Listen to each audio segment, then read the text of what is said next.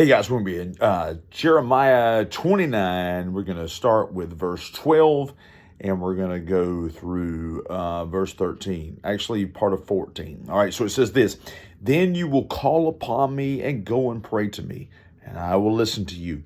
And you will seek me and find me when you search for me with all of your heart. I will be found by you, says the Lord.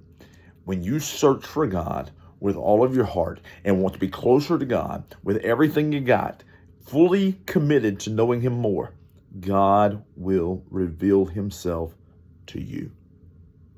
God will reveal Himself to you. So now let me say this. Heard a story one time, and I'm guilty of this myself in a different way, and I'll explain it. But I heard a story one time about a guy who was in a fishing boat, and he was fishing and all. And he told he enjoyed fishing. He did. He got older. He got away from the fishing. He got where he was involved in business, big time in business. He was always flying and such and everything. And one time on that plane, he looked at a young man and he said, I used to be down in that water down there, this particular body of water. He was over. I see it. I used to be on that body of water down there.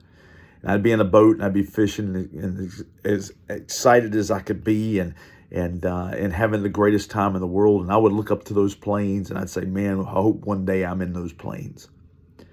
He said, well, now I'm in those planes and I wish I was down in those boats. Here's the thing. The key to intimacy with God is being fully there and fully seeking Him. You see, this man, when he was in the boat, he thought he wanted to be in the plane. When he was in the plane, he realized, man, it would be nice to be back in the boat. A lot of times, we will take work with us on vacation. So when we're on vacation, we feel like we ought to be back at work. And when we're at work, we feel like we ought to be on vacation. It's a dual thing. It's kind of a chopped up thing. It's kind of a walking the fence kind of thing. It's not deciding which side you're going to be on. It's a double-minded man in a sense. It's those things. We want to be fully committed. When you are spending time with God, be fully committed to spending time with God. That's so hard for 1,000 things that are going on in our world. It's so hard for 1,000 things that are happening to us, in us, through us, and for us, and against us, and all that. All these things happening. So when we get into the Word, we're so distracted. It's like, man, I ought to be doing this, or I need to be doing this, and all that. No. You have to get yourself to a point where you are fully engaged in His Word and spending time with Him. If it means you're getting away for 5 minutes, 10 minutes, whatever it is, it has to be intensified. It